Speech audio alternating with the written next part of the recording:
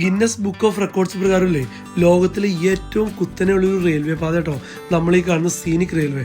ഇത് ഓസ്ട്രേലിയയിലെ സിഡ്നിയിലെ blue mountains national പാർക്കിലായിട്ടുള്ളത്. പിന്നെ ഈ റെയിൽവേയുടെ മെയിൻ പ്രത്യേകത എന്ന് വെച്ചിട്ടുണ്ടെങ്കിൽ 52 ഡിഗ്രി ചെരിവുള്ള റെയിൽ പാത ഇട്ടത്. ഇതിലൂടെയുള്ള യാത്ര എന്ന് പറഞ്ഞാൽ ഒരു ഒന്നൊന്നര സംഭവം കേട്ടോ.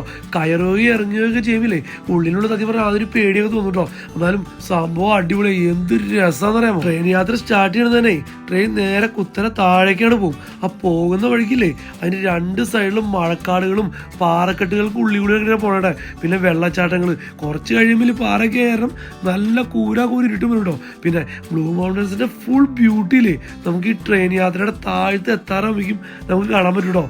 എന്താ ഒരു ഭംഗി എന്ന് അറിയാമോ.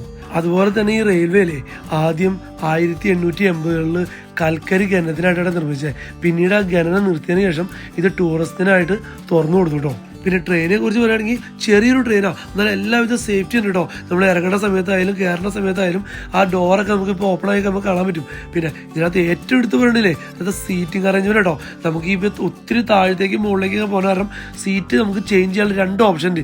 ഒന്ന് ക്ലിഫ് ഹാങ്ങർ മോഡും ഉണ്ട്, ലേഡ് ബാക്ക് മോഡും ഉണ്ട്. അപ്പോൾ അങ്ങനെ നമുക്ക് അഡ്ജസ്റ്റ് ചെയ്യുമ്പോൾ വെച്ചിട്ടുണ്ടെങ്കിൽ നമുക്ക് ആ യാത്രയുടെ സമയത്ത് അതിൻ്റെ വ്യൂ പോയിന്റുകളൊക്കെ ഉണ്ടല്ലോ നല്ല ഭംഗിയായിട്ട് നമുക്ക് ആസ്വദിക്കാൻ പറ്റും. ഇതൊരു വെറും ഒരു ട്രെയിൻ യാത്രയായിട്ട് എനിക്ക് തോന്നില്ല കേട്ടോ, ഒരു അഡ്വഞ്ചർ ട്രാവൽ തന്നെയായിരുന്നു.